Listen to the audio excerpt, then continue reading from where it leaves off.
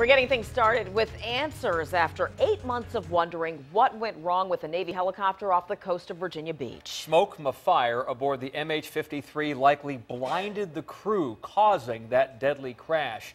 Chopper 10 flew over the ocean as crews worked to pull the helicopter from the water east of Cape Henry. Today, the Navy walked us through a Sea Dragon to show exactly what happened.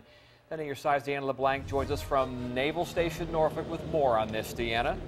Yeah, Tom and Nicole, Captain Todd Flannery with the Air Wing says there was nothing the 5 men on board the helicopter could have done to prevent that fire. He says they did everything right, but now the Navy is taking steps to make sure a fire like that doesn't happen again.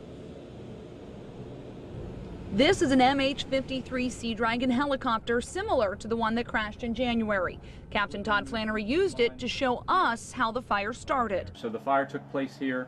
The report tells you there was a fireball that happened. You can see how close to the cockpit it is relatively compared to the size of the helicopter.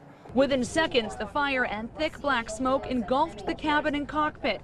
It took just 20 seconds from the start of the fire until the helicopter crashed. This caused the crew to lose spatial orientation and become disoriented, which resulted in the crash of the helicopter. The report states a bundle of wires and an aluminum fuel line like this one rubbed together. That created 2 small holes in the fuel line, leaking small bits of fuel. It also wore the insulation off the wiring, causing it to arc. The fuel and electricity met, and a fire started. The investigation has found that the deaths of the 3 sailors were incurred in the line of duty and not due to any misconduct. 3 men died in that crash. 2 others survived. Now the Navy is checking all of its 53s. That inspection included the cabin fuel lines, the electrical wiring within 12 inches of each other for signs of chafing. Flannery says of 153 helicopters inspected, 23 of them, or about 18%, had problems with either chafing, a hole in a fuel line, or exposed wiring, but not necessarily all 3. Still, Flannery says the aircraft is safe. Admittedly, it is an aging aircraft and requires extensive maintenance, but continues to perform a vital mission that no other helicopter in the U.S. military inventory can accomplish.